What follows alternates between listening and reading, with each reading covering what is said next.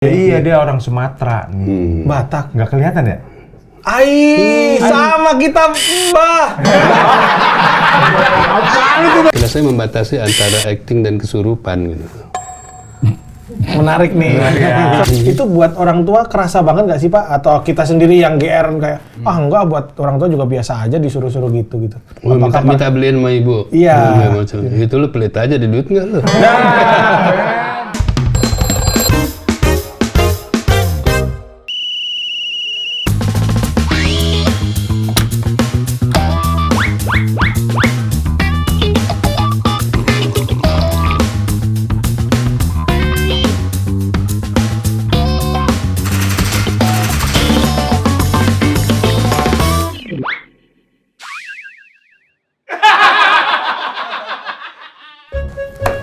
Ke Jemur.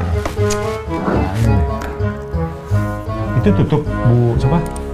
Bu Supri. Udah kan? Masuk, emang udah masuk. Setan lo emang.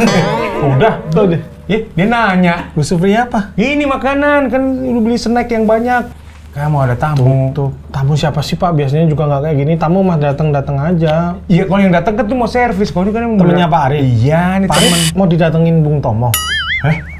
Tua banget ya saya. Di Kan Ponorogo. Sanggatan. Ya udah, kalau tamu mah ini kan juga bukan rumah, Pak. Iya, tapi kan pantes-pantes. Ntar ngobrol sambil ngemil ya kan. Nih air putihnya udah. Saya datang ke sini nggak pernah di ini. Minta Assalamualaikum. Waalaikumsalam. Hari yang begini, hari Jangan ketuker dong. seragam Pun saya. sama-sama jelek jangan ketuker dong. Om Endi. Wah, Bapak ini mah tahu saya aktor senior, Pak. Saya ngefans banget. Loh. Biasa gini nih. Yang ini So akrab. filmnya banyak banget. Apa aja coba? Sedap ngeri sedap. Sedap ngeri sedap. Apaan Banyak ini? kalau saya Pak Arswendi ya. Iya. Ya iya kan tadi udah di briefing. Saya mah ngefans banget sama Pak Arswendi. Pamit dulu ya, Pak. Enggak gitu. Saking ngefansnya takut. Takut apaan? Starstruck saya. Takutnya ntar Lama tadi nungguin gue, Ri. Enggak juga. Enggak juga, ya? Berapa hari? 5. Iya. Soalnya macet tadi ya. Ya, Jakarta mana sih nggak macet, Om? Iya. Iya, Di Jakarta sih nggak macet tadi. Tapi Macetnya di rumah. itu masih soal domestik itu. Iya. Emang gimana? Di Rokok lah ketinggalan, balik Oh, lagi. oh, Iya kan oh, kacamata lah ketinggalan, balik oh, lagi. Macet urusannya berarti ya, Iya. bukan macet jalanan. Tapi emang udah begitu. Kadang gue pernah kan pergi nih, ada janji sama orang. Nyetir nyampe kunci mobil gue ketinggalan. Itu Kok? mah Gimana nyetir ya?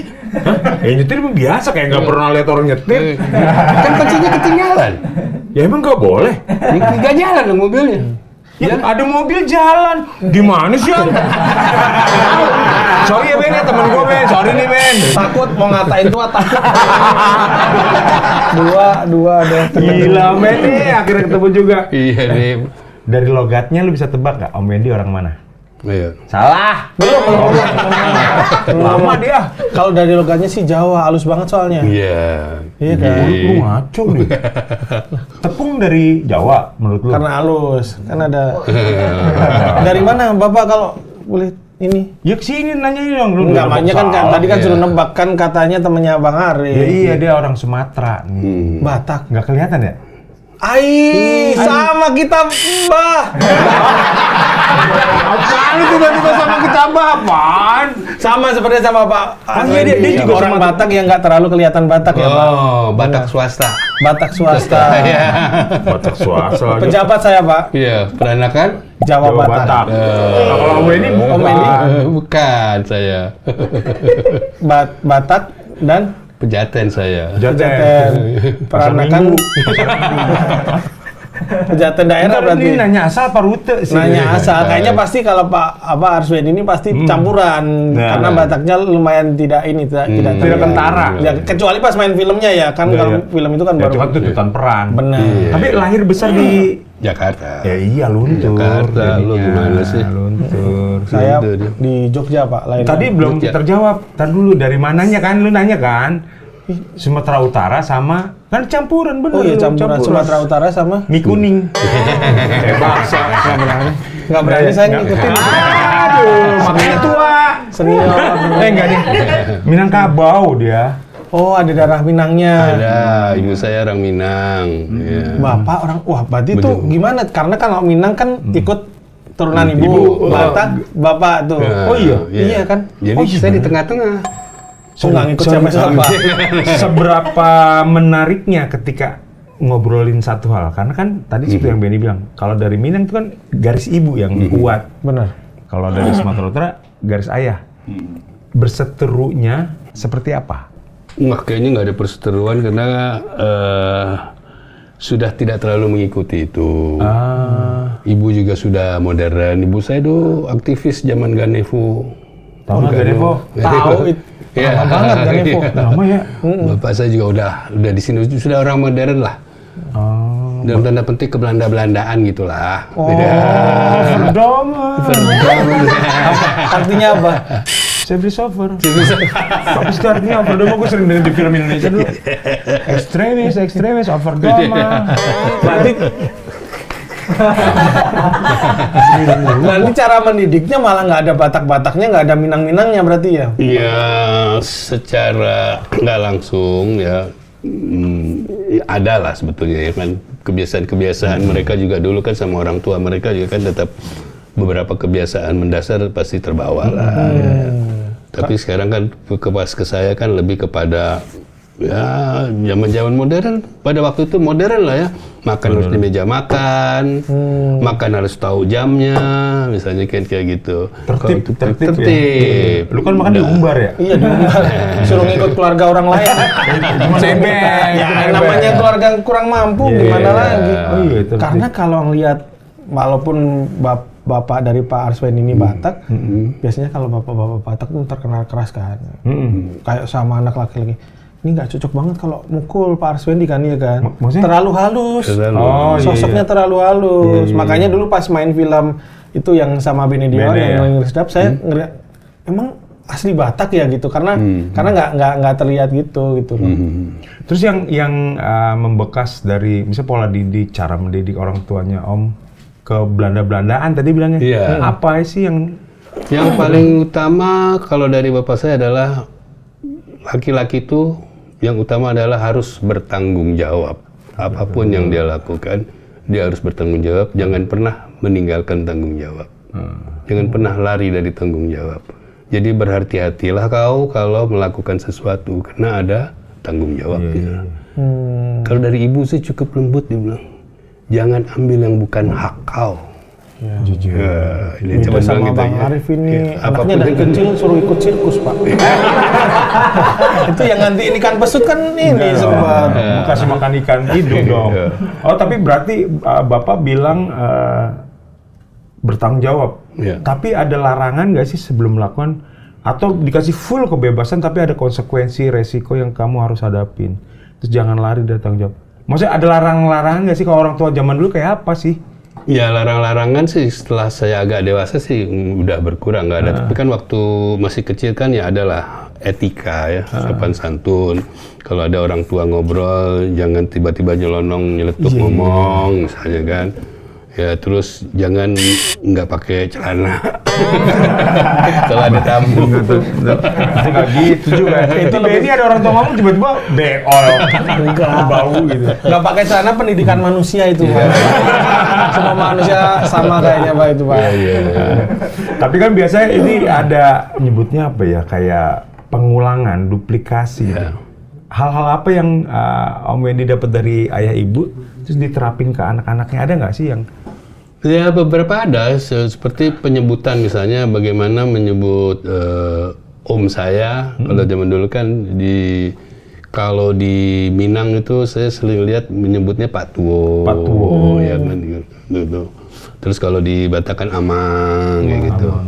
Nah itu saya coba terapkan, tapi kan itu tidak mutlak gitu, karena sampai sekarang pun ya kembali ke pengaruh Belanda itu om, lebih enak om tante seperti tante, pada ya. sehari-hari juga kan. Iya, manggil gue lo om kan. Iya. Ya, kayaknya om dan segala macam lah kayak gitu, tante ya kan. Kalau dulu kan ada paman, ada bibi, Iya, ada paman, ada bibi. semacam. Kita Iya, punya penyebutan sendiri untuk orang-orang itu, tapi nggak tahu lama-lama Nggak dipakai menyusut. ya. Iya, paman bibi. Tapi kalau Pak Arswendi nyebut tante enak, saya mungkin ditampar tetangga, Pak. Kira ngomong kotor nih, kamu nggak cocok ngomong tante gitu. Kalau di sini panggil apa? Bule. Wow. Bule. Namboru bisa. Oh iya, karena lu Batak Jawa. Jawa, campur-campur dong. Kapan lu panggil dengan istilah penyebutan Batak, kapan dengan Ya, Jawa? Apa yang lu- keluarga bapak pasti penyebutan Batak, keluarga ibu penyebutan Jawa. Oh gitu ya. Iya. Gitu.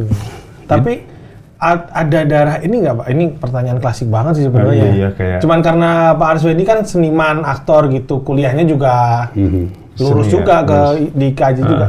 Apa ada garis keturunan seniman? Seni, ya, darah seni dari Darah ayah seni. ibu dari mana datangnya? Dari tetangga kayaknya. Gara-gara lu dititipin tetangganya jadi.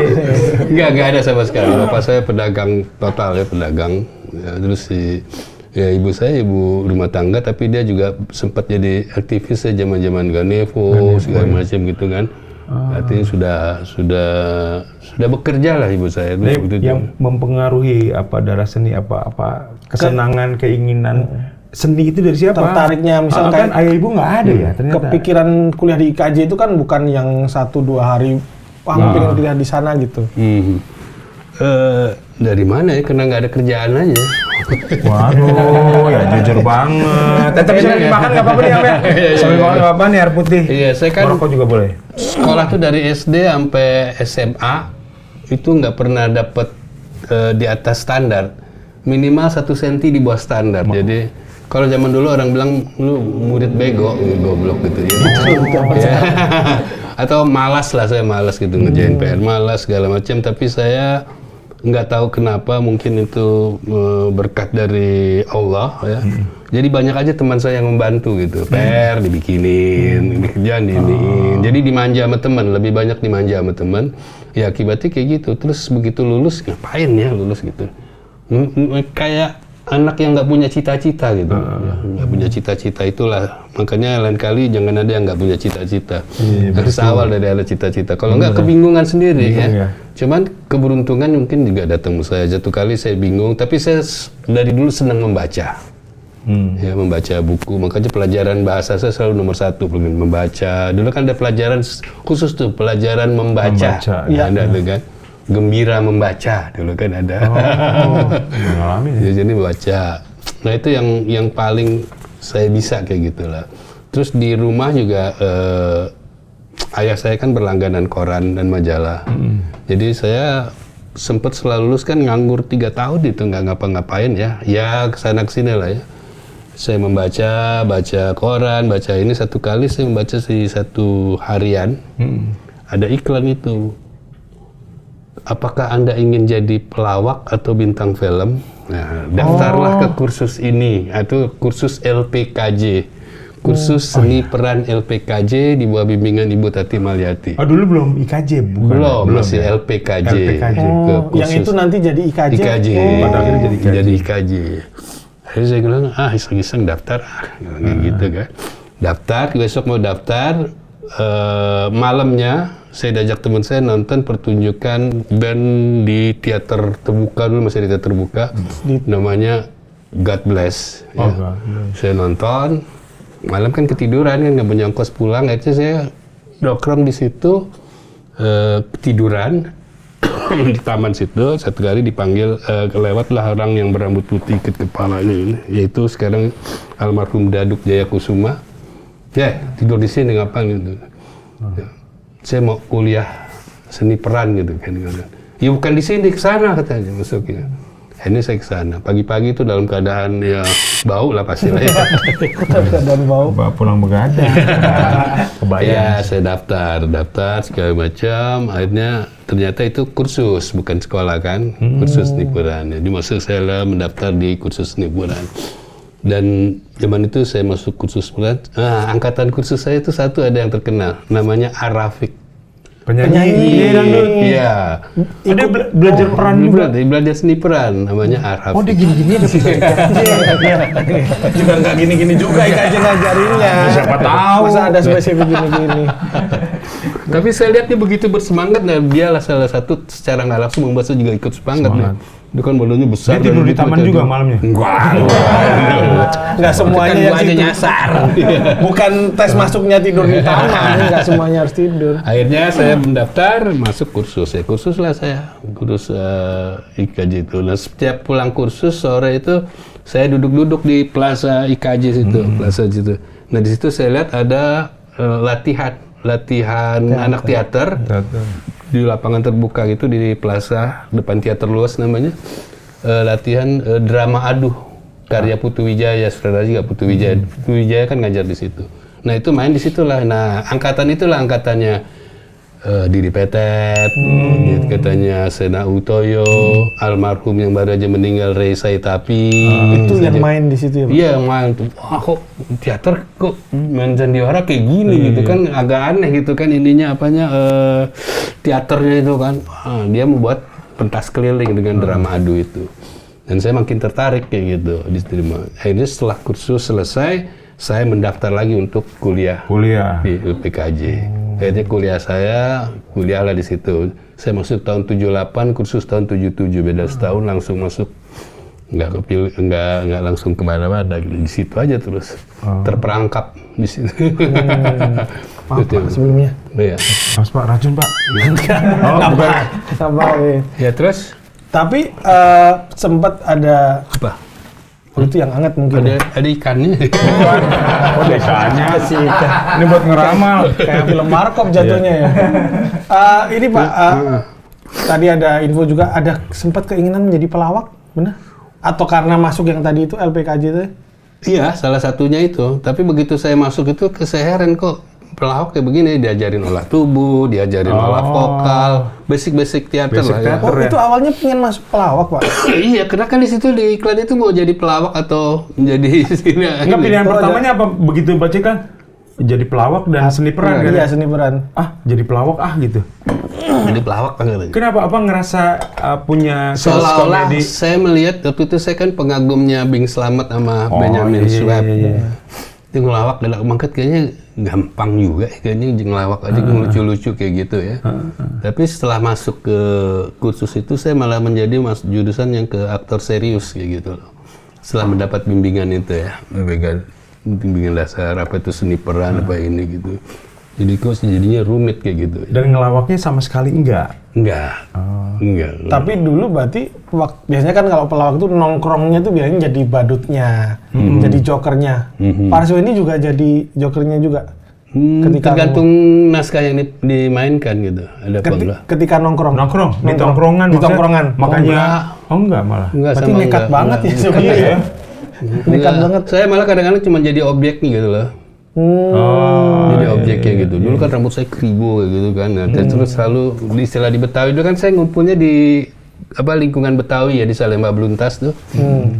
Di keluarga Betawi dan saya tinggal di situ sama almarhumah Bu Nani, keluarga Betawi. Nah, itu jadi kalau mereka celah-celahan kayak gitu itu rambut apa sarang tawon kayak gitu-gitu loh. Tapi dulu kan nggak balas Pak Arswandi. Enggak bisa balas ya gimana balas cuma cengengesan aja. Nggak ada gitu ya. Jadi saya ikut-ikutan aja mereka yang melucu gitu. Saya ada di tengah-tengah mereka aja. Karena kalau dilihat dari peran Pak Arswandi di banyak filmnya itu kan hampir gak ada yang peran komedi ya. Serius semua. Mana ada yang peran nakutin juga kan. Saya nonton autobiografi kan itu serem banget itu di situ kan. Gak ada lawak-lawaknya sekali. Bahkan kalau ngelawak pun orang akan tetap ngeri kan melihatnya gitu. Karena kalau dari situ jadi tadi pas dikasih tahu info, wah gimana kalau ngelawak? Mau coba stand up, Bapak? Terus akhirnya berapa tahun tuh kuliah di seni perannya? Di IKJ? Ya setelah LPKJ kan berubah tahun 83-an kira-kira berubah jadi IKJ karena harus mengikuti ini ya, pemerintah. Dia harus menjadi sebuah institut. Kalau LPKJ kan mau lulus kayak mau kagak kayak mau ini terus kuliahnya enak malah nikmat gitu kayak piknik gitu kayak rekreasi aja gitu. Tapi dapat ilmu kayak gitu. Cara metodenya juga kan nggak sama. Nah setelah IKJ terjadilah penyusunan silabus yang lebih benar, yang lebih sempurna, yang juga cenderung mengikuti silabus-silabus pemerintah, makalah jadi institut dan itulah sekolah beneran gitu loh, akademi ya. Ya. Dulu kan masih lembaga ya, lembaga pendidikan memang menjurus. Saya ngikutin itu selama 4 tahun lah ya, dari tahun lebih lah 78, saya 84 benar-benar hengkang gitu baru keluar. Selesai dalam 4 tahun. Selesai. Nggak selesai saya di drop out. Oh, di drop out aja hasilnya kayak gini. Gimana lu ya? Saya drop out waktu itu karena tidak menyelesaikan tugas akhirnya ya. Tugas akhirnya itu saya merasa udah nggak perlu lah gitu ya. Berarti kalau pengen jadi aktor terkenal nggak usah ngerjain tugas akhir berarti ya. Hasilnya kayak gini. Juga lo jerumusin orang. Enggak, maksudnya ilmunya harus diserap benar-benar ya. Tapi apakah selama lagi belajar yang di apa sih udah kuliah lah istilah gitu, udah mulai jadi profesional nggak? Nggak, maksudnya udah dapat job kerjaan as a profesional gitu maksudnya? Oh enggak, saya hanya di panggung, di pentas ya. Saya ikut pentas ya. Dia sambil ikut di teater mandiri. Teater mandiri itu punya asuhan Putu Wijaya. Ya ikut jadi pentas-pentas teater mandiri saya ikutin terus ya. Saya ikut lebih ke pentas lah kayak gitu. Dan pada waktu itu karena mungkin dalam tanda petik saya idealis aktor tuh seperti apa gitu. Jadi kadang-kadang main di televisi itu bukan aktor. Bukan ya. Nah, waktu itu ya. Jadi mengharamkan lah main di televisi. Salah gitu. Oh, standarnya adalah main di panggung teater. Wah, panggung teater kan terasa lebih puas, lebih ini segala macam dan lebih menempa diri gitu. Tapi itu dulu ya. Saya menganggapnya seperti itu. Justru ketika saya bertemu dengannya Abbas Akub, almarhum sutradara film, tahu? Iya, sempat dengar. Ya, sempat. Maksudnya ketemu belum ya? Karena namanya sangat familiar gitu, tapi kayak Abbas Akub itu adalah sutradara spesialis komedi pada zaman itu. Salah satu film yang terkenal adalah Inem Pelayan Seksi. Oh, ya itu pasti tahu, anak 90-an pasti tahu. Ya. Itu. Ketemunya Abbas, saya melalui Ray Saitapi, sahabat saya almarhum, dia sahabat saya. Saya jadi banyak dampingin dia, ngobrol segala macam. Dia bilang, kamu di teater bagus, dia bilang kayak gitu. Tapi lebih bagus kalau kamu ikut main film. Di teater tuh, kamu kan istilahnya apa ya? Nggak ada penghasilan dari situ gitu kan? Di teater? Iya, di teater. Apa sih honornya gitu? Buat saya malah waktu itu sampai sekarang teater itu tidak menghidupi saya, tapi saya yang harus menghidupi teater gitu. Karena malah keluar biaya juga untuk latihan, berbulan-bulan segala macam ya. Dan tempaan Putu Wijaya waktu itu sangat luar biasa ya, mental. Dan Abbas itu mengajak saya, udah yuk ikut gitu. Maka mainlah saya di film. Pertama saya ikut magang dulu. Magang Abbas, gimana ikut. Bahkan ketika dia kena stroke, dia membuat naskah judulnya Kipas-Kipas Cari Angin. Itu kan berantakan. Nah, saya yang mengetik ulang, masih pakai setik tuh. Oh, kali pertama bukan langsung main ya? Bukan, ngetik ulang gitu. Di samping itu kenal lingkungan IKJ, LPKJ itu saya banyak kenal sama teman-teman yang sudah terjun ke dunia film. Ada Norman Benny waktu itu ya, editor segala macam. Akhirnya saya karena kalau jadi asisten editor dapat honor, maaf, saya ikut belajar jadi asisten editor sama teman-teman saya sampai terakhir di film filmnya Didi Petet sama Lydia Kandau tuhnya Abbas Akub itunya saudaranya Maruli. Sebenarnya di situ saya udah ujian untuk masuk jadi editor. Tapi pada saat itu film flop kan, jatuh, nggak ada film lagi setelah itu. Ya. Ujiannya di apa itu Pak? Di ujian pribadi dari senior gitu ya? Iya, dari waktu itu ada namanya Organisasi Karyawan Film dan Televisi, KFT. Nah, KFT itu yang merekomendasikan seseorang itu bisa menjadi skrip, bisa menjadi editor, ya melalui assessment tentunya ya. Dan melalui karya gitu nih, gue udah ngedit ini, udah ngedit ini gitu. Itu Iya. Jadi ada assessment kayak gitu. Jadi KFT itulah yang bisa merekomendasi seorang menjadi kru film ya untuk posisi-posisi penting, artinya editor ya, editing, kamera terutama, ya, sutradara terutama kayak gitu, penulis skrip. Kalau akhirnya ini menjadi bintang film, apakah ketika anak teater main film itu sudah hal yang mudah, atau tetap ada penyesuaian yang mulai belajar ini lagi karena film berbeda, atau mudah tadi untuk anak teater, Pak? Aku nggak tahu anak teater dan lain, tapi kalau buat aku sulit. Malah sulit juga. Nggak terlalu mudah. Contohnya aku kan pernah main di filmnya Nya Abbas, film pertamanya itu. Waktu itu saya dapat peran utama langsung. Ya. Wow. Peran utama yang pegang, kalau zaman dulu yang megang rule, rule film ya. Nah zaman itu. Tapi setelah hasilnya saya merasa saya gagal di situ. Itu yang membedakan, setelah saya lihat, oh itu yang membedakan berteater dan filmnya. Karena kalau di teater saya kan perlu ekspresi yang lebih besar gitu kan. Suara. Karena jarak penonton sama kita kan jauh. Tapi kalau ini dilakukan di kamera itu jadi overacting kan. Karena ditangkap dengan dekat lensa, juga, Pak. Ya, dengan lensa kan ditangkap. Jadi yang ini gitu sulit cukup. Lebay gitu ya. Makanya dulu ada istilah mainnya kelewat teatrikal. Orang-orang suka sebut gitu kan, namanya berarti tangan selalu terbuka, ini segala macam ya. Itu yang membedakan teater dan film. Dan kalau di teater kan dari A sampai Z alfabet cerita itu kita jalanin kan. Kalau di film kan dipotong-potong. Bisa hari pertama itu justru scene terakhir atau segala macam. Jadi kesulitannya juga mungkin menjaga konsistensi emosi gitu. Jadi harus ada ingat-ingatnya, kemarin di scene ini aku emosinya segini, kalau ini di sini ketinggian dong misalnya kan. Ini tiba-tiba udah harus tinggi puncak emosinya kayak gitu kan. Jadi kemampuan continuity emosi juga dibangun, dan saya terus belajar sampai sekarang gitu ya. Mungkin karena saya cukup lama juga di depan monitor editing ya. Jadi saya ngeliat kan banyak aktor-aktor main kan. Nah, jadi nyambungin ini ke sini, ini di take sekian nih baru cocok ininya emosi. Jadi editing itu buat saya bukan hanya sekedar menyunting atau menyambung-nyambung gambar, tapi kesatuan dari permainan kayak gitu. Makanya the best atau enggaknya aktor kadang-kadang dipengaruhi juga oleh editing. Editing ya? Iya benar. Iya kan, tergantung yang milih waktu itu kan, milih shotnya yang mana yang bagus. Iya. Kalau saya kan juga baru mulai kan film juga, Pak. Saya film pendek, saya ditayangin di Instastory. Berapa pendek? Ya kan maksudnya itu juga produk film juga. Film kan nggak bisa diukur yang ini ya, Pak. Asal kita bikin film serius gitu. Nggak. Kalau di teater kan nggak ada gangguan dari kamera. Kayak semuanya ya paling penonton, dan penonton pun kan diam, fokus ke depan. Kalau situasinya itu mengganggu nggak untuk anak-anak teater yang beralih ke film gitu? Kamera ini kadang ada beberapa yang mungkin situasinya nggak nyaman juga gitu.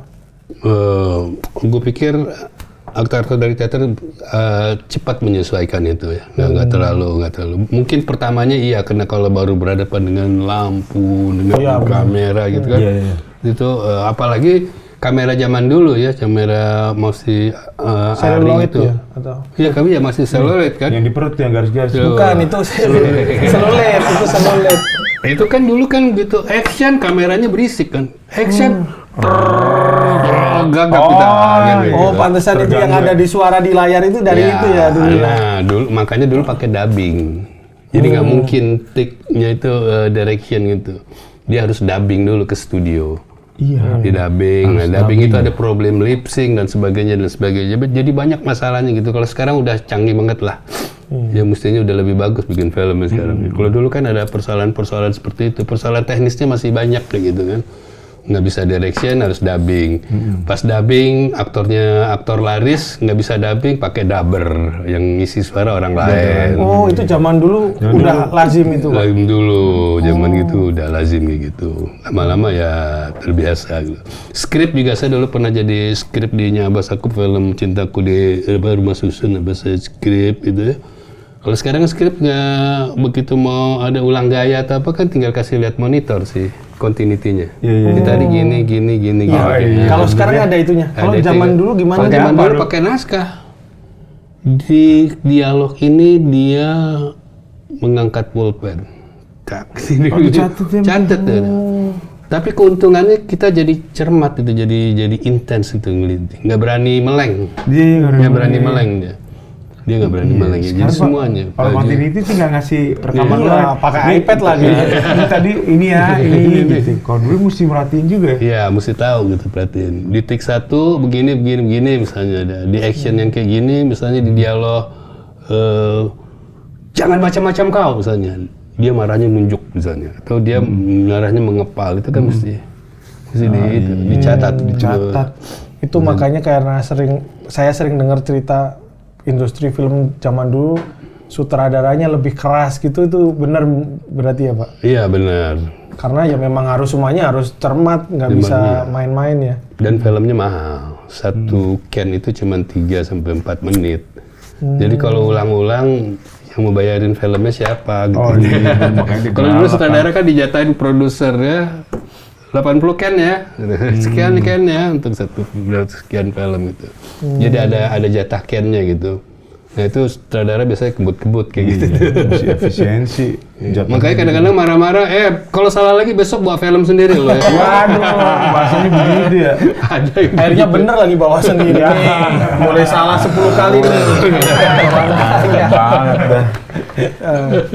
Terus ini ke keluarga ya Pak Ardi kan. Iya, anak-anak ada yang ngikutin jejak Om ini ya. Kalau Mas Eno Bening kan saya tahu itu mah anak-anak muda itu udah pada tahu gitu. kayaknya nggak ada. Nggak ada. Nggak ada. Nggak boleh atau memang nggak minat mereka? Bukannya nggak boleh aja dia nggak minat. Pernah ada satu anak saya yang paling kecil juga beberapa saudara nawarin, ini main film aja kamu. Dia nggak mengatakan tidak, tapi belum mau kayak gitu. Belum mau. Ya, dia belum mau kayak gitu. Dia masih kuliah sih waktu itu ya. Dia lagi kuliah, jadi nggak ada. Iya, kalau hubungan ini nih yang sering banget dibicarakan, walaupun kan masih ada darah Bataknya tuh. Biasanya bapak dengan anak laki-laki dingin biasanya. Kalau Pak Arswendi seperti itu juga atau? Enggak ya. Saya malah hangat mana saya. Tapi sama bapak dulu Pak Arswendi sama bapak juga sama enggak dingin juga. Enggak juga, dulu antara dingin dan hangat. Anyangan-anyangan. Karena kan zaman itu masih semuanya dibebani ke ibu ya. Nah, kan bapak kan kerja, apalagi kemana-mana segala macam semuanya. Jadi pendidikan lebih banyak di ibu. Kalau sekarang kan pendidikan bisa bersama-sama dan juga dibantu sama si Mbak Google apa segala macam. Pendidikannya kan macam-macam kan sekarang kan. Lebih cepat berkembang. Kalau dulu kan nggak ada gitu kan. Jadi lebih ke ibu-ibu juga kan ya yang standar ini tata krama lah, sopan santun. Segala macam yang seperti saya ceritain tadi kan kayak gitu. Gimana cara bersopan santun. Bahkan dulu di sekolah juga ada pelajaran kalau di rapor tuh namanya pelajaran etika sebetulnya. Etika. Tata krama. Ya. Sopan santun itu ada. Dan dulu dinilai gitu. Nggak tahu sekarang.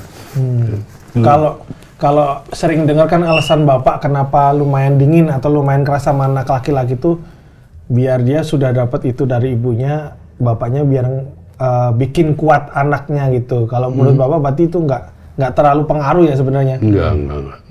Bikin kuat lah. Tapi kan kadang-kadang kalau sekarang kayak Eno kan saya juga perhatiin aja apa yang dia bikin. Paling saya bilang sama dia satu, jangan melanggar hukum. Jangan menghina orang, lu boleh bikin sesuka lu, ya bahasanya diperbaikin, itu aja. Yang penting komunikasinya nyampe gitu ya. Jangan mengubah apa namanya kalau itu? Viewer atau apa subscribe itu dengan sensasi-sensasi yang nggak cerdas lah ya. Jangan dengan macam-macam. Kan cepet tuh orang bikin sensasi ini plus naik gitu. Makanya dia setelah bertahun-tahun gitu dia teliti telaten gitu.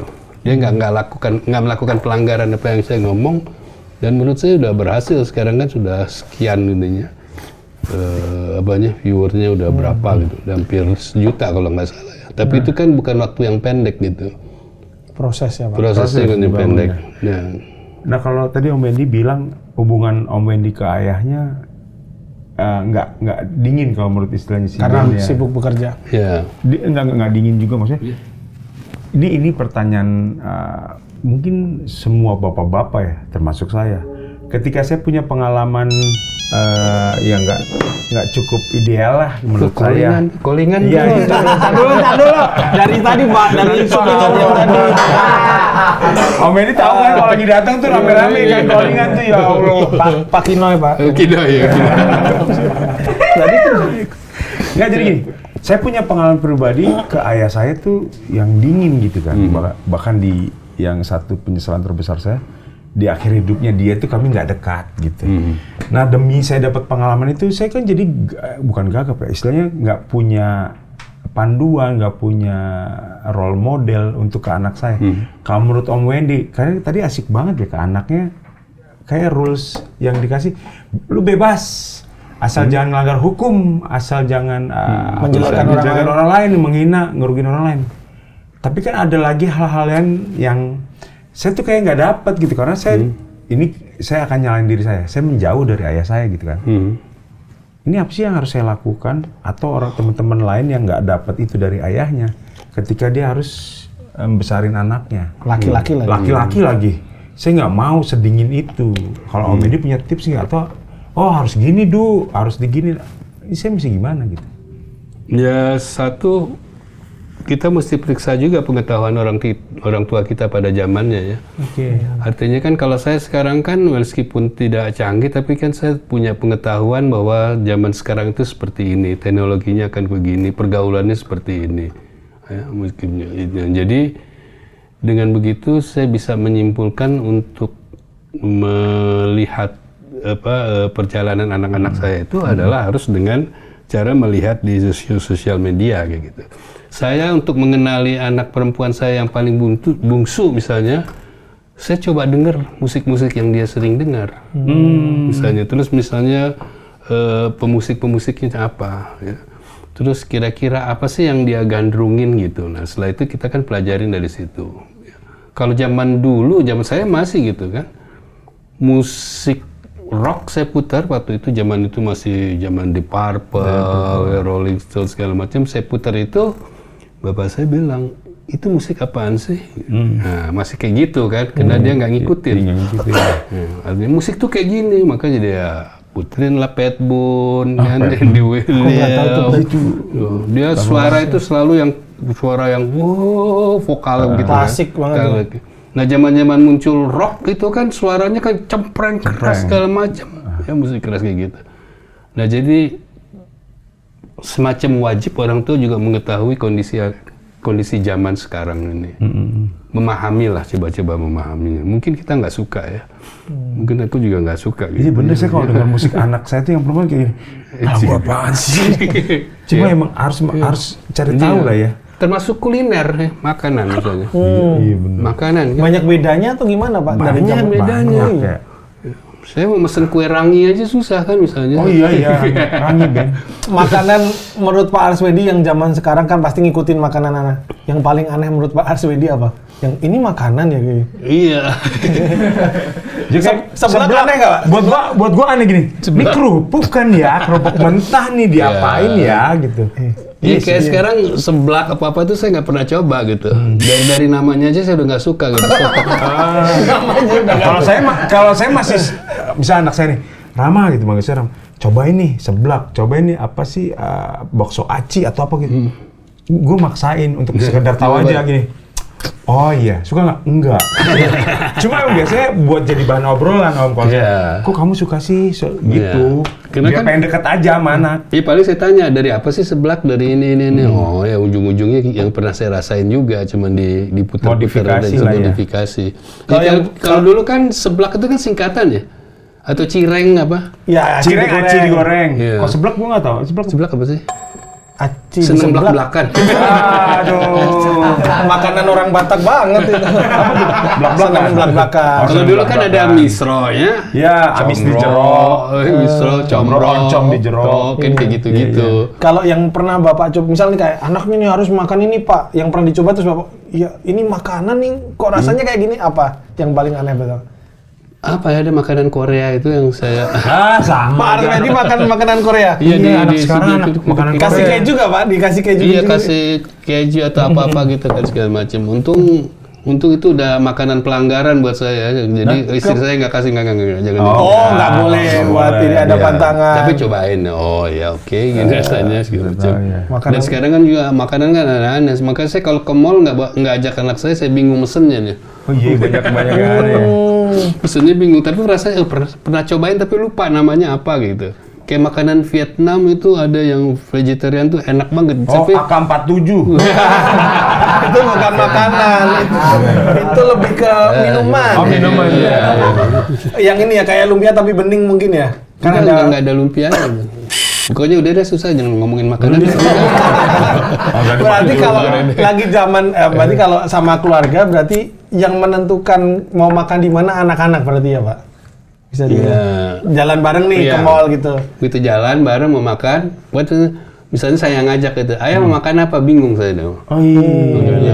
Kalau saya sih pengennya ketoprak tuh di situ, berhenti sebentar kayak gitu kan. Tapi anak-anak udah ke mall. Makanan apa? Nah biasanya anak-anak saya yang merekomended ini. Atau saya diem aja udah disiapin. Iya. Tapi lucu juga bayangin Pak Arswendi makan topoki gitu ya. Iya, topoki.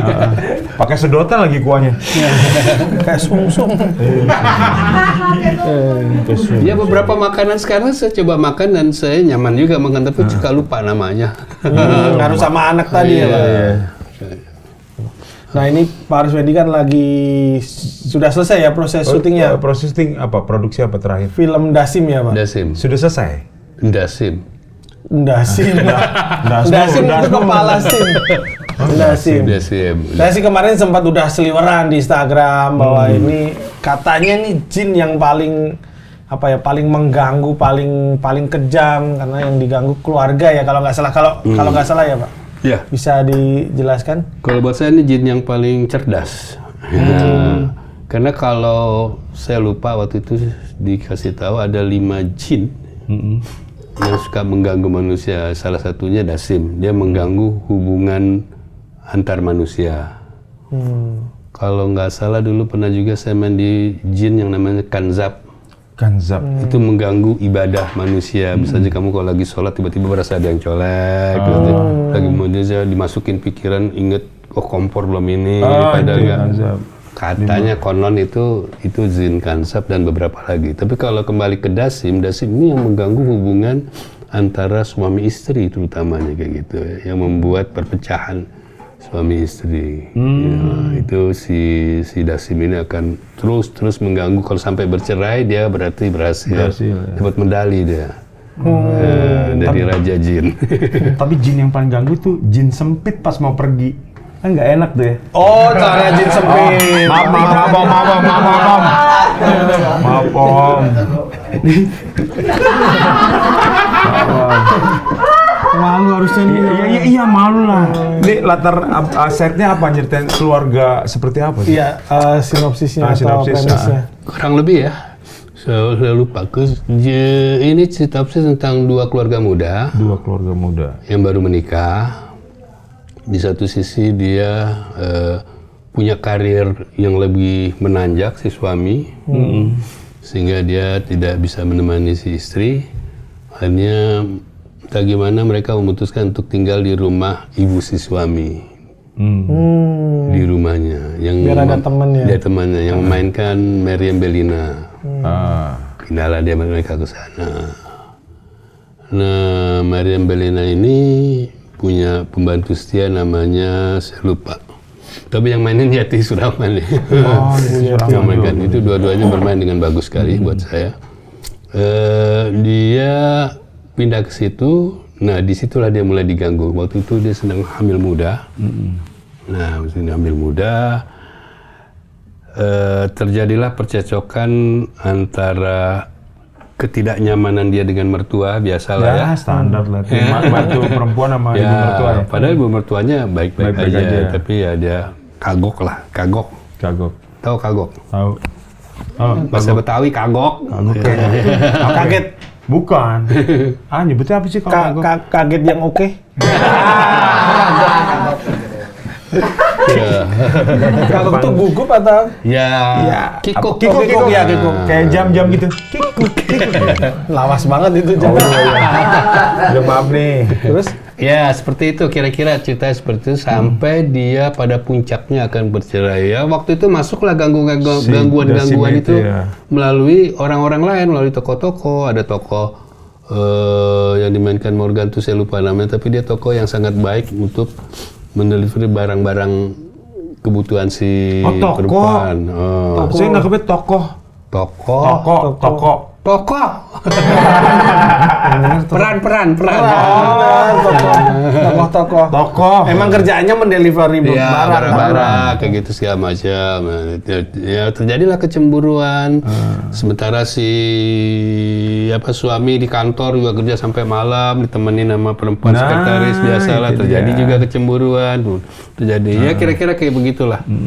Berarti ini kalau dari cerita Bapak, ini film horor yang nggak berbeda ya ini ya? Maksudnya? Nggak langsung sosok horornya, tapi dari orang-orang. Ya, yang berbeda. Iya, ya.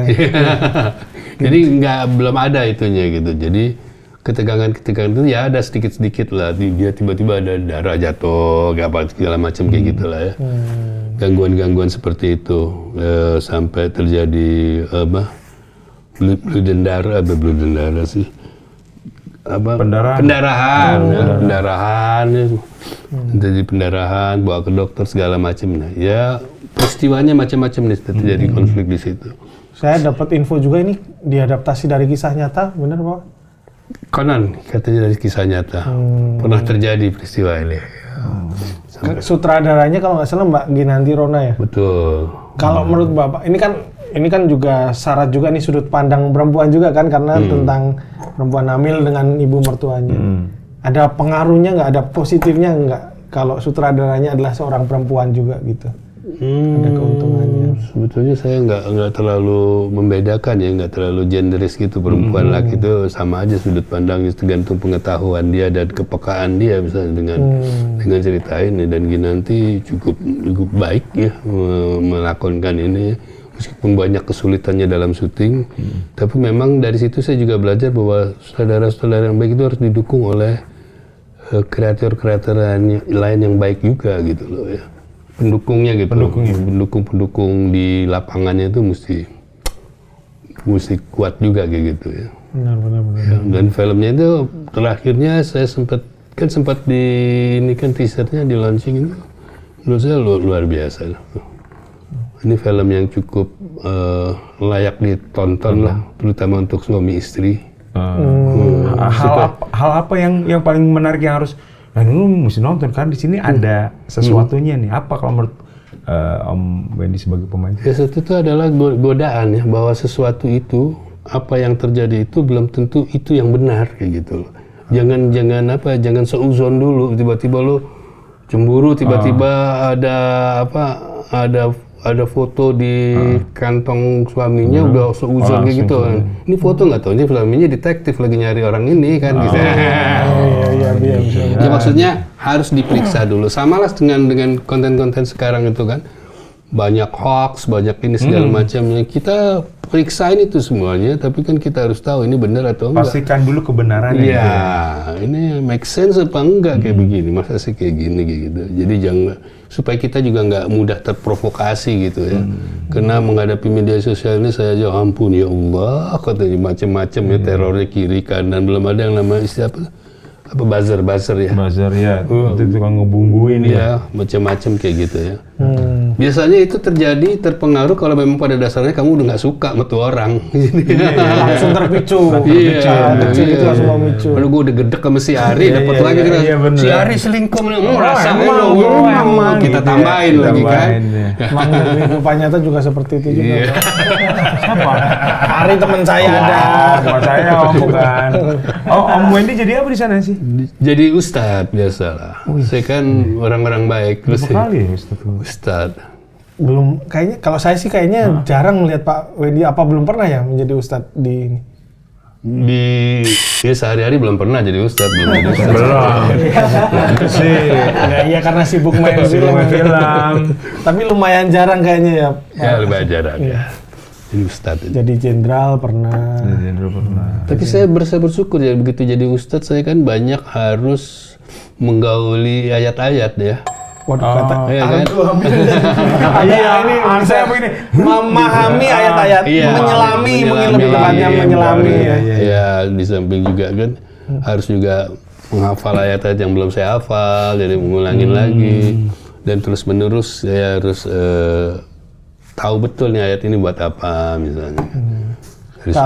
Kalau ini ada nggak ya peran yang Pak Arswendi sampai kebawa ke rumah gitu karena saking beratnya, karena pengen total di situ, jadi misal syuting di Jakarta terus kan pulangnya pasti ke rumah gitu, kayak masih kebawa di rumah gitu, pernah nggak Pak? Pernah, waktu itu saya punya utang di lokasi. Bawa ke rumah tuh. Yang ngutangin nih ke bawa ke rumah. Enggak ada, saya nggak ada seperti itu. Ya. Memang kan banyak teman-teman juga yang mungkin yang terlalu menghayati segala macam terus sampai ke bawah kayak gitu. Karena saya membatasi antara acting dan kesurupan gitu. Menarik nih. Pasti perlu dijelaskan nih antara karena artinya gimana? Acting itu kan di batas trans kita, artinya kita menghayati satu peran, kita melupakan diri kita, tapi kita harus mampu mengembalikan itu kembali gitu loh. Jadi jangan sampai kelewatan jadi masih di titik sadar. Masih di titik sadar, harus di titik sadar. Iya. Kalau buat saya harus di titik sadar sehingga saya bisa melakukan banyak hal gitu. Ya. Kayak kita sholat nggak loh? Kayak sholat kan kita mencoba khusyuk. Tapi kan indera kita yang lain tetap mendengar gitu. Tapi kita tetap fokus itu. Saya dengar ada orang lewat segala macam gitu. Jangan sampai itu sama sekali nggak kedengaran, jadinya trans. Iya, trans. Ya, mungkin di dalam acting menurut saya seperti itu ya. Saya melakukannya berapa kali kayak gitu. Saya nggak pernah sampai ke bawa ke rumah sampai ke karena setelah selesai melakukan yang satu, saya harus siap melakukan yang lain. Itu ada ayatnya loh. Setelah kau melakukan pekerjaan yang satu, kerjakanlah pekerjaan yang lain. Bersiap untuk yang lain. Untuk yang lain. Karena sesulit-sulitnya pekerjaan pasti ada kemudahan. Iya, gitu. Ini masih ke bawah Ustadznya kayak gitu. Iya, masih ke bawah sampai di sini. Karena langsung adem kan. Oke, jamaah dia mau nanya. Iya, benar. Ini film akan tayang kapan? Tanggal 15 Mei ya kalau 15 Mei hari pertama tayangnya ya. Iya, 15 Mei. 15 Mei. Dengan siapa aja Wendy, pemain lain? Ibu Meriam Belina, Belina, Yati Rahman, Morgan, Zulfa Maharani. Terus si siapa? Alah, peran utamanya gue lupa malah namanya. Oh, belum ada? Iya, Ben. Udah kelar syuting. Udah kelar syuting ya? Omar Dhani. Ya, belakangnya ada ini Omar Daniel atau Omar Dhani itu lu ini. Salah lu. Tuh beda film. Itu G30 ya itu film itu. Ya. Ya Omar itu. 15 Mei ya? 15 Mei. Insya Allah. Ini sebelum kita tutup, ini ada segmen terakhir Bapak. Ini ada pertanyaan dari penonton mungkin yang masih muda untuk bertanya ke Bapak-Bapak. Mungkin minta petunjuk kan untuk yang lebih senior. Silakan. Risma Pujaniati. Pak, aku sebagai anak perempuan tapi nggak deket sama bapak. Tinggal bersama tapi kalau ketemu diem-dieman nggak ada pembahasan. Jarang nih Om ya? Iya, jarang. Biasanya kan ayah, bapak itu sama anak perempuan dekat ya?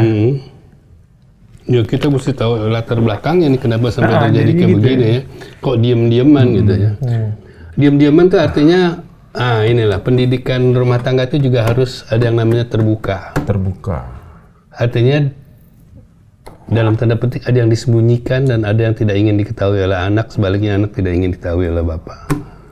Jadi ya diam-diaman daripada nanti terjadi dialog akan terbuka misalnya kayak gitu. Atau kesulitan komunikasi. Komunikasi sehari-hari misalnya yang remeh-temeh aja misalnya. Bikinin bapak kopi dong.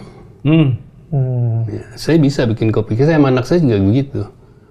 Tolong ambilin dong handphone di sana. Saya kan bisa ngambil handphone ke situ. Iya. Tapi itu membuka satu komunikasi gitu loh. Tinggal saya tahu reaksinya. Kalau reaksinya males ayo kan masa nggak bisa ke situ. Nah, Iya, terjadilah. ada dialog gitu kan, Iya, bener. ada komunikasi segala macam. Kadang-kadang hal-hal yang sudah saya tahu itu sekedar komunikasi, misalnya karena dia tahu saya orang tua gadget misalnya kan, saya coba ini gimana sih ini cara ngapusnya ini segala macam nih. Ketika dia mendekat, oh gini dong ya, kan Dimulai ya. dimulai.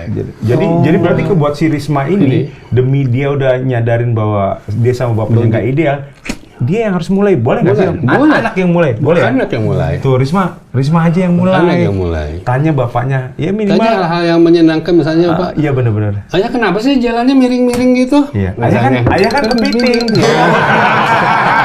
Enggak ya? Misalnya kan. Iya benar ditanya. Jadi ada perubahan fisik dari bapak atau apa itu namanya memang rupanya selama ini sama-sama kurang memperhatikan ya, tidak ada perhatian. Perhatian yang kecil-kecil itu Kecil aja ya. kadang-kadang kerasanya remeh-temeh ya. Tapi lagi buat anak saya itu remeh-temeh tapi itu penting kayak gitu loh. Kalau sebaliknya itu apakah karena kita anak-anak juga sering kadang bukan iseng sih kayak apa ya, menyempatkan misal gini nih, kita bisa beli barang-barang sendiri tapi kita masih minta orang tua kayak kemarin nih baru aja saya minta ulekan karena saya tinggal di Jakarta, yang bagus-bagus tuh biasanya di Jogja masih bagus-bagus tuh. Muntilan yang bagus. Muntilan bagus. Tempat Nah, ibuku. Di mana Waktu jalan? itu enggak? Muntilan di Jawa Tengah, dekat Borobudur. Antara Magelang sama Jogja. Itu batu asli. Sebenarnya saya ke Jogja juga bisa beli sendiri, tapi pengen lah biar ibu kayak apa ya, merasa masih dibutuhkan anaknya. Itu buat orang tua kerasa banget nggak sih Pak? Atau kita sendiri yang GR kayak enggak, buat orang tua juga biasa aja disuruh-suruh gitu. Oh, minta beliin sama ibu. Iya. Itu lu pelit aja, di duit nggak lu? Niat lu nggak ketangkep. Iya nggak, masa soal ulekan aja masih suruh ibu jauh-jauh ke Jogja misalnya. Enggak, bukan ibunya di Jogja, Ibunya tapi di ngirim Jogja. di Jakarta. Oh, ngirim Jakarta. Karena dia tinggal di Jogja, Di Jogja. dia tinggal minta tetangga. Jadi yang jualan itu tetangga nanti ngirimin. Itu cara yang bagus juga. Ya, Tapi kerasa ya untuk orang tua itu. kerasa dia masih dibutuhkan. Yang penting orang tua itu masih merasa masih dibutuhkan gitu. Iya benar. Masih bermanfaat.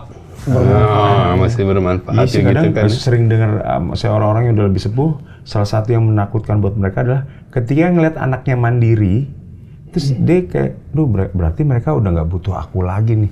Itu katanya hal yang menakutkan buat mereka.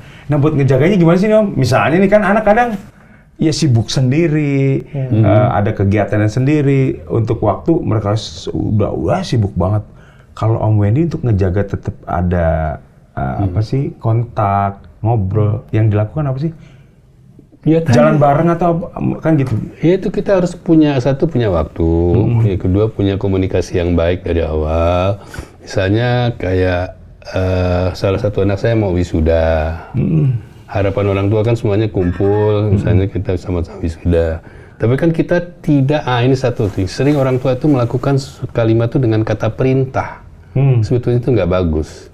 Makanya dari dulu tuh 3 kalimat itu minta tolong. Ya, terima kasih, permisi. Excuse me dulu. Jadi saya kan selalu saya manggil anak saya abang, bang, kamu sibuk nggak hari Minggu? Misalnya kan tanya dulu. Tanya dulu dong, iya benar-benar. Ya, kita tinggal tunggu jawabannya. Atau anak saya si Cinta, hari Minggu kalau nggak sibuk temenin ayah ya, kita ke sana. Misalnya kan kayak gitu. Dia akan jawab dengan jujur tentunya, kecuali dia malas ya. Dia akan jawab, oh iya oke, tapi cuma jam sini ya, aku nggak ini. Nah, itu komunikasi itu juga terjaga. Atau sebaliknya, kalau kita merasa anak-anak itu kita terlalu sibuk, kita tanya, kamu, saya selalu di rumah tuh terapkan kerang ada WA. Saya nggak perlu tahu kamu ngapain, tapi saya perlu tahu kamu di mana dan dengan siapa. Misalnya kan gitu. Jadi tahu Sampai kan. sekarang. Sampai sekarang. Jadi kan dia selalu bilang, aku di sini ya. Mengupdate lah ya, Iya. jadi kita nggak was-was gitu ya. Tiap Aku di jalan sini. 5 meter katanya. Karena kalau kita bilang gitu, paling nggak kita nyaman gitu kan. Tenang kan. Udah, oh dia di sana kayak gitu ya. Dan kita juga nggak boleh terlalu tanya lebih jauh yang nanti jadi cerewet kan. Sana ngapain, ini ngapain, udah. Oke. Di kiri kamu siapa tuh, di kanan siapa? Coba tolong kumpulin di list. Ternyata dipasangin GoPro di sini. Bohong kamu, ini kananmu nggak. Ya, jadi sekali lagi tadi siapa? Si Risma. Risma. Risma aja yang memulai. Maju duluan. Maju duluan. Coba dari komunikasi. yang kecil ya. Dari kecil-kecil aja. Tawarin kecil. kopi ke. Ayo ada ngopi. Iya, ayo mau kopi nggak, minum. Walaupun berbau basa-basi, tapi itu jadi penting. Jadi penting. Kadang orang lihatnya simpel tapi ternyata efek ke belakangnya tuh. Terus ini ada lagi terakhir. Aku nggak deket sama bapak karena mendidiknya disiplin ala VOC. Jam main jadi terbatas. Salah nggak pak? Nggak deket sama bapak. Ini kembali lagi ke tadi kali ya. Mungkin anak. Ini laki-laki nih Herdian Setio. Jadi anak mungkin karena nggak ngerti maksud ayahnya ya. Ini apa? Apakah ayahnya harus ngomongin atau gimana sih Om? Atau dua-duanya yang punya andil salah di sini? Ya tadi aku bilang si bapak harus tahu situasi anak-anak sekarang. Dia nggak bisa memperlakukan anaknya seperti zaman VOC atau zaman dulu gitu loh ya. Bahwa disiplin itu penting, tapi caranya mesti diubah. Ya. Kalau dulu disiplinnya jam makan jam sekian, sekarang disiplinnya adalah kamu nggak lapar, makan dong. Kamu nggak makan, ayah belum lihat kamu makan jam berapapun. Ya. Kalau dulu kan lapar nggak lapar, jam sekian, jam segini, kumpul di meja makan. Kumpul di meja makan. Tapi kan kumpul di meja makan itu kebutuhan keluarga, karena meja makan adalah tempat keluarga untuk menyatakan sesuatu gitu ya, untuk bersilaturahmi keluarga yang penting itu. Kadang-kadang kayak gitu. Saya sendiri nggak pernah tuh hampir jarang makan satu. Kadang-kadang dia di meja makan itu diambil makanannya dia jalankannya ke sana, dia makannya ke sini. Itu nggak apa-apa kalau untuk kalau aku sih nggak apa-apa juga masalahnya. Dia lebih nyaman makan di sana. Atau kadang-kadang kalau dia perlu, bukan kadang-kadang ya, sering-sering kalau dia perlu ngomong sesuatu habis makan itu dia duduk sambil makan ngomong, ya aku tuh pengen ini gini. Jadi hal-hal disiplin mati dan kaku itu sebenarnya mesti dikendorin. Tapi mendidik anak untuk berdisiplin itu penting. Tapi caranya. Caranya, Bo. Iya, caranya bener. Tiap zaman berbeda caranya ya, Pak. Betul, anak sekarang kan kadang-kadang terbalik. Anak saya jam 3 malam pulang syuting loh. Masih nyala kamarnya gitu. Ya, masih asik di situ misalnya. Saya kan nggak bisa bilang, udah. Kalau zaman saya dulu matiin lampu, tidur. Iya, benar. Karena nggak bisa lagi begitu. Berarti jam untuk kayak pulang ke rumahnya pun udah beda ya, dari zaman dulu sampai sekarang. Paling kita kasih pengertian sedikit, walaupun ditelan atau nggak ditelan, jam 11 itu sampai jam sekian itu, kamu kan baca, lihat di Google kan, menurut Google, itu adalah waktu untuk mendiscovery dengan tubuhmu, jadi dikasih tidur. Nanti jam 3 bangun lagi, kamu mau itu lagi silakan. Dikasih pengertiannya, dikasih semuanya. Lebih baik kamu tidur. Jawabannya nggak bisa tidur ya. Paling kan seperti itu. Ya. Anak cewek lagi yang ngomong udah susah. Iya. Kan nggak bisa tidur, mah nggak mau tidur beda. Dijawab lagi nggak itu, Pak?